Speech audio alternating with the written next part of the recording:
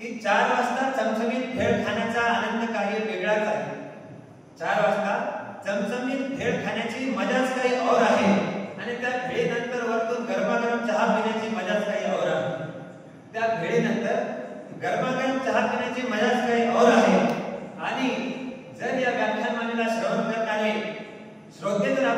चांगले आणि दर्दी असतील, जर या व्याख्यानमालेला श्रवण करणारे श्रोते जर आपल्यासारखे चांगले आणि दर्दी असतील तर इथे येऊन बोलण्याची मजाच काही और आहे.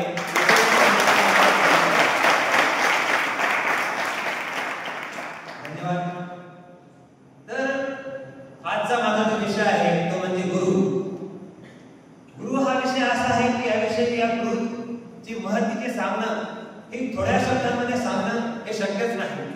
गुरुची महत्त्व ही वेद, आगम, पुराण, ज्योतिष, वैद्य, उपनिषद, कवी, संत, मुनिजन या सर्वांनीच गुरु या व्यक्तीची, या गुरु या संकल्पनेची खूप महत्त्व अशी, विशेष अशी, खूप महान अशी महत्त्व सांगितलेली आहे.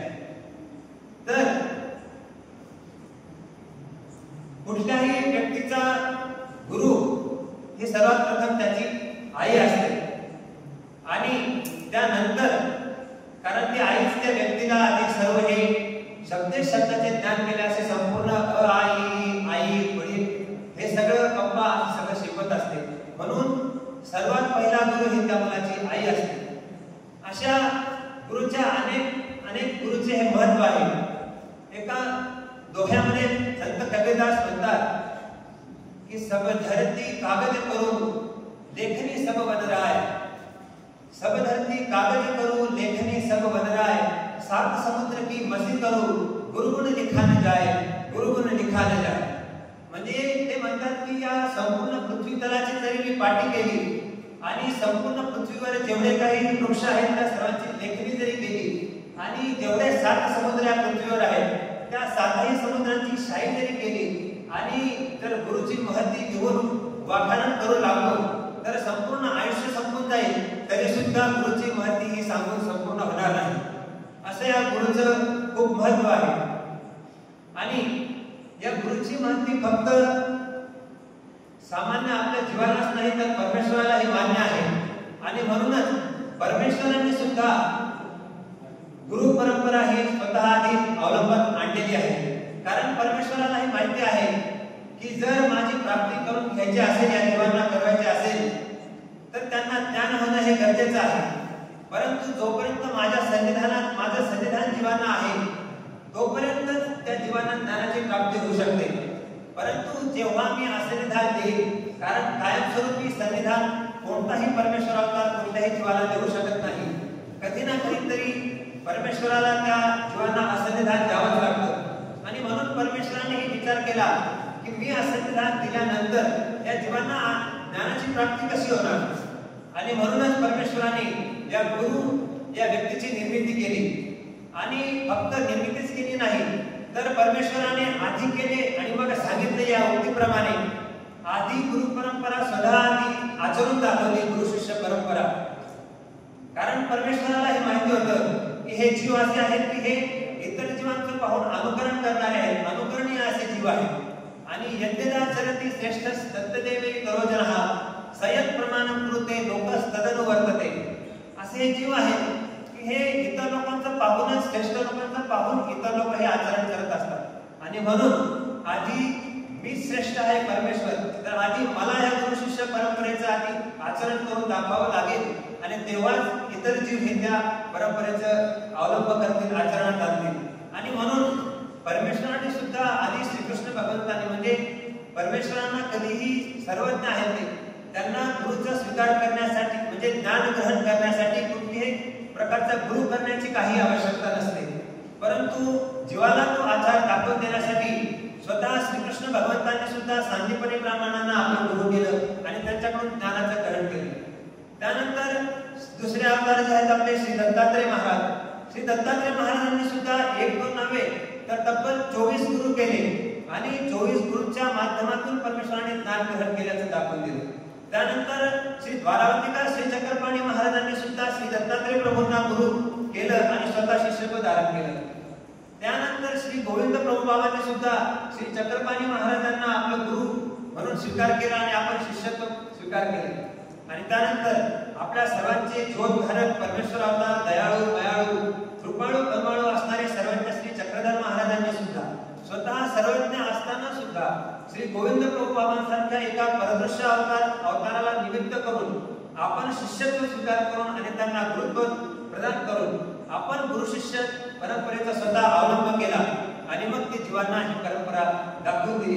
अशा प्रकारे यातून दिसून येतं की परमेश्वराला सुद्धा गुरुचं महत्व हे अतिशय मान्य आहे. परंतु गुरुचा महिमा सांगताना, गुरुची व्याख्या सांगताना संस्कृत मध्ये गुरुची व्याख्या केली आहे. ते म्हणतात की भुकारस स्पंदकारस्तु भुकारस तेज उच्यते. म्हणजे गुरु त्याला म्हणतात की जो आपल्या शिष्याला, गु म्हणजे संस्कृत मध्ये अज्ञान, तर आणि रु म्हणजे तेज प्रकाश, तो जो गुरु आपल्या शिष्याला अंधकाराकडून प्रकाशाकडे नेतो, म्हणजे जो अज्ञानरूपी अंधकारातून आपल्या शिष्याला परमेश्वराच्या ज्ञानरूपी प्रकाशाकडे घेऊन जातो, त्या गुरुला, त्या व्यक्तीलाच गुरु असे म्हणतात. जसे की आपले श्री गुरुवर्य मामाजी आपल्याला सर्व या अज्ञानातून परमेश्वराच्या ज्ञानाकडे घेऊन जात असतात, असे आपल्या सर्वांचे श्री गुरुवर्य श्री मोठे मामाजी. त्याचप्रमाणे पुढे एकदा सर्वात पहिला गुरु आई हा व्यक्तीचा झाल्यानंतर पुढे संसारामध्ये यशस्वी होण्यासाठी असो किंवा परमार्थामध्ये परमेश्वराची प्राप्ती करून घेण्यासाठी असो, जीवाला एका सद्गुरूची, एका यथार्थ वक्ता असणाऱ्या गुरुची आवश्यकता असते. आणि म्हणूनच आपण कोणाला तरी एका सद्गुरूला, एका सद्व्यक्तीला आपण गुरु म्हणून स्वीकार केलं पाहिजे आणि त्यांनी सांगितलेल्या आचरणानुसारच आपण जेव्हा आचार करू तेव्हाच आपण त्या परमेश्वराची प्राप्ती प्राप्त करू शकतो. पण तोच गुरु केल्यानंतर, सद्गुरू आपल्याला प्राप्त झाल्यानंतर त्याच्याविषयी विश्वास, श्रद्धा कशी असली पाहिजे, किती असली पाहिजे, याविषयी एक कथा आपल्याला सांगतो की एक वाङ्मयामध्ये एक वैराग्यवती नावाची एक स्त्री होती. अतिशय श्रीमंत घरची, म्हणजे एका राजगृहातली असणारी एका राजाची ती मुलगी होती. आणि ती मुलगी जी होती ती विष्णूचे देव आहेत, देवता, त्या विष्णूची ती अतिशय भक्त होती. तर ती रात्रंदिवस त्या विष्णूची एकनिष्ठ भक्त असल्यामुळे त्या विष्णूची ती रात्रंदिवस भक्ती करत असायची. कधी सकाळी देवाला त्या विष्णूला स्नान घालते आहे, तर कधी उपहार दाखवते आहे, कधी धूप आरती, कधी मंगळ आरती, एवढं ती अष्टोप्रहर त्या विष्णूच्या देवतेच्या सेवेमध्ये कायम लागलेली असायची. आणि अतिशय भोळी असलेली अशी ती स्त्री. तर त्या स्त्रीला पाहून एक दिवस एक जो चोर आलेला होता त्या राजगृहामध्ये, तर त्या स्त्रीला पाहून त्या चोराला असं वाटलं की ही इतकी साधी भोळी स्त्री आहे, हिला आपल्याला सहजच फसवता येईल. आणि म्हणून त्या चोराने काय केलं, एक युक्ती लढवली. तो त्या स्त्रीच्या घरी, म्हणजे त्या वैराग्यवतीच्या घरी दुसऱ्या दिवशी साधूचा वेश बनवून, साधू बनून आला. आता साधू हे बनणं सोपं आहे, साधू होणं हे फार कठीण असतं. म्हणून त्याने काय साधूचा वेश धारण केला आणि साधू बनला. आणि तो साधूचा वेश घेऊन त्या वैराग्यवतीच्या घरी गेला आणि त्या वैराग्यवतीला भिक्षाशब्द केल्यानंतर ती वैराग्यवती बाहेर घेऊन आली पदार्थ वगैरे. आणि मग त्या चोराने, जो साधूच्या वेशामध्ये होता, त्याने त्या वैराग्यवतीला म्हटलं की आम्ही तुझ्या हातची भिक्षा तेव्हा आम्हाला खूप तहान लागलेली आहे, तर आम्ही तुझ्या हातचं पाणी तेव्हाच पिऊ की तेव्हा आमची एक अट आहे. आणि ती अट म्हणजे अशी की आम्ही जे व्यक्तीने दीक्षा घेतलेली आहे त्याच व्यक्तीच्या हाताने जलप्राशन करू. मग तू दीक्षा वगैरे घेतलेली आहे का? तर ती वैराग्यवती म्हणते नाही, मी दीक्षा घेतलेली नाही, परंतु जर तुम्ही मला दीक्षा देत असाल तर मी ती दीक्षा घ्यायला तयार आहे. मग त्या चोराला वाटतं की आता आपलं काम फावलं. आणि मग तो चोर म्हणतो पण आमची दीक्षा इतकी सोपी, अशी साधी सोपी नसते. तुम्हाला मग ती म्हणते काय करावं लागेल तुम्ही सांगा, मी सगळं करायला तयार आहे. तो म्हणतो की तुला जेवढे तुझ्याकडे काही सोनं नाणं, जेवढे काही अलंकार आहेत ते सगळे घे आणि मग ते आपल्याला जंगलात जावं लागेल आणि जंगलात जाऊनच ते मी दीक्षा देत असतो. अशी कुठेही राजमंदिरामध्ये, राजवाड्यामध्ये अशी दीक्षा आम्ही काही देत नसतो. आपली काही दीक्षा अशी एकदम अशी साधी गोळी, म्हणजे एकदम अशी काही नसते. ते म्हणते ठीक आहे, जर दीक्षा मिळणार असेल तर मी जंगलामध्ये सुद्धा यायला तयार आहे. आणि मग ती त्या साधू वेशात असलेल्या चोराच्या मागे सगळं आपलं जे काही अलंकार वगैरे आभूषण आहेत ते सगळे घेऊन त्या चोराच्या मागे जाते. आणि मग तो चोर काय करतो की त्या जंगलात गेल्यानंतर त्या वैराग्यवतीकडून सगळे जे काही तिचे अलंकार आहेत, सोनं नाणं दागिने जे काय आहेत सगळे तिच्याकडून हिसकावून घेतो, लुटून घेतो आणि तिला एका झाडाला दोरीने बांधून टाकतो. बांधून टाकल्यानंतर तो तिला म्हणतो की आता मी तुझा गुरु आहे आणि तू माझी शिष्य आहे, तर जोपर्यंत आता मी तुला सोडायला येत नाही तोपर्यंत तू या बंधनातून मुक्त व्हायचं नाही. आणि मग ती म्हणते ठीक आहे गुरुदेव, आता तुम्ही माझे गुरु झालेले आहेत, मी तुमची शिष्य आहे, तुम्ही म्हणाल तसंच मी करेन. आणि मग तो गुरु म्हणजे तो चोर तिथून ते सगळं सोनं नाणं घेऊन पळून जातो आणि तिला तिथं तसंच बांधून ठेवतो. मग एक संध्याकाळ झाले तोपर्यंत जो तिचा वडील असतो राजा, तो वाट पाहतो की आपली मुलगी इतकी भक्त आहे आणि ती त्या विष्णूच्या मंदिरात असेल म्हणून संध्याकाळपर्यंत घरी आली नाही, म्हणून तो त्या मंदिरात तिला बघायला जातो. तर तिथे त्याला ती मुलगी दिसत नाही आणि मग तो शेवटी चिंतातूर होऊन घोड्यावर बसून जंगलामध्ये तिला शोधायला जातो. शोधायला गेल्यानंतर त्याला ती एका झाडाला बांधलेली दिसते आणि मग तो तिला म्हणतो, अगं तुला कोणी असं बांधलं? तो म्हणतो की माझ्या गुरुबाबांनी मला बांधलेला आहे. तो म्हणतो अरे गुरुबाबा बांधत नसतात, गुरुबाबा या बंधनातून मुक्त करत असतात. तर तुला जो बांधणारा आहे तो काही गुरु नाही, तो काही सद्गुरू नाही, तो चोर होता, तुझ्याकडचं सगळं सामान लुटून घेतलं आणि तो पळून गेला, तू त्याला गुरु समजून बसली, चल मी तुला सोडतो. ती म्हणते नाही नाही, तुम्ही माझे वडील आहे, मी तुमचा फार मनापासून आदर करते, परंतु माझ्या गुरूंनी मला सांगितलेलं आहे की मी येईल तोपर्यंत तू स्वतःही सोडायचं नाही आणि कोणाकडून सोडूनही घ्यायचं नाही. आणि मग तो वडील तिला बरंच समजून सांगतो, परंतु ती काही ऐकत नाही. आणि मग वैतागून तो वडील घरी निघून जातो. आणि मग असं 2 दिवस निघून गेल्यानंतर जे विष्णुदेव असतात त्या विष्णुदेवाला चिंता पडते की 2 दिवस झाले मंदिरामध्ये घंटी नाही, आरती नाही, काही नाही, ऐकू येत नाही काही, भक्त कुठे गेले. आणि मग तो नारदाला बोलवतो. नारदाला म्हणतो अरे बघ आपला भक्त कुठे गेले, ते दिसत नाही, मंदिरात काही आरती नाही, धूप नाही, काही घंटी वाजवली नाही, कोणी कुठे गेले, त्याचा तपासलं म्हणतो. मग तो नारद म्हणतो की विष्णुदेव ते असं झालंय की एक चोर होता, तो साधूचा वेश बनून आला आणि त्या वैराग्यवतीच्याकडे सगळं लुटून घेतलं, सोनं नाणं वगैरे, आणि तिला तो जंगलात एका झाडाला बांधून निघून गेलेला.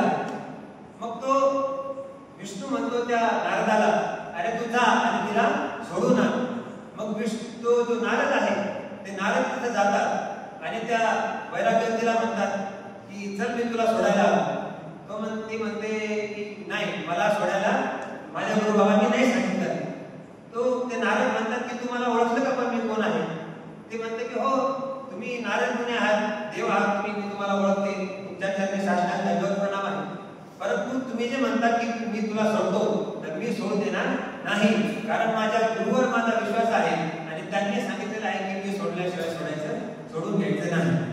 आणि मग तो नारदही तिथून निघून जातात आणि विष्णूला सांगतात की देवा हे माझ्याकडूनही काही शक्य नाही, तुम्हाला स्वतः तिथं यावं लागेल. आणि मग स्वतः विष्णू चतुर्भुज रूप धारण करून तिथे येतात आणि त्या वैराग्यवतीला म्हणतात की अगं चल मी तुला सोडायला आलो. तर ती वैराग्यवती म्हणते नाही, तुम्ही विष्णू आहे, देव हे सगळं मान्य आहे, पण मी काही सोडून घेणार नाही. म्हणतो का की माझ्या गुरूंनी मला सांगितलेलं आहे की काही झालं तरी मी आल्याशिवाय तू कोणाकडून सोडून घ्यायचं नाही. मग तो विष्णुदेव म्हणतो की अरे आता नारदाला म्हणतो आता लय कठीण काम झालंय, आता जर असं याला सोडलंच नाही तर आमचा भक्त असं बांधून आम्हाला काही स्वस्त चालावं नाही. मग आता काय करायचं? नारद मुनी म्हणतात. आता ते म्हणे जा बाबा त्यांचा जो गुरु आहे तिला आणा शोधून कुठे. आणि मग नारद म्हणतात पण तुम्हीच सांगा कुठं सापडलं. तो म्हणे आता ते विष्णू म्हणतात चोरच आहे, तर कुठेतरी चोरीचं प्लॅनिंग करत असतात जरा बघा. आणि मग ते जातात नारद शोधायला इकडे तिकडे, तर बरोबर तो एका पुढच्या चोरीचा ढाका टाकला त्या प्लॅनिंग त्याचं चालू असतं. आणि मग तिथे एकदम नारद मुनी एकदम समोर जातात, नारायण नारायण.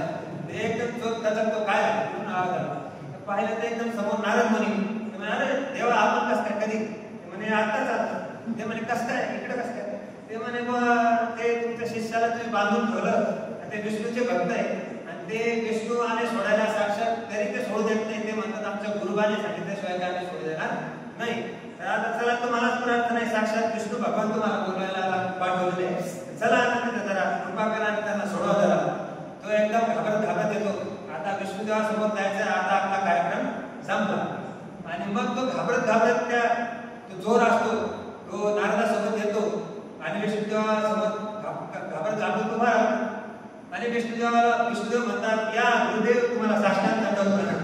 आणि फार मोठे कारनामे केले तुम्ही, एवढ्या मोठ्या आमच्या शिष्याला तुम्ही अडकून निघून गेले, आमची आरती बिरती सगळं उपार सगळं बंद पाडलं, हे असे मोठे कृत्य केले तुम्ही, ते झालं ते झालं, आता हे सोडा, आम्ही सोडवायला आलो, पण आज ते काय आम्हाला सोडू देत नाही, तुम्ही सोडल्याशिवाय ते सोडू देणार नाही. ते म्हणते ठीक आहे बाबा. तो घाबरत त्या वैराग्यवतीला तिथून सोडवतो. आणि मग त्या वैराग्यवतीला सोडवल्यावर त्या वैराग्यवतीचा विश्वास इतका असतो त्या गुरुवर की ती वैराग्यवती त्याला स्वतःला सोडल्यानंतर असं म्हणते की गुरु गोविंद दो खडे काके लागो पाय, गुरु गोविंद दो खडे काके लागो पाय, बलिहारी गुरु आपने गोविंद दियो मिलाय, गोविंद दियो मिलाय. म्हणजे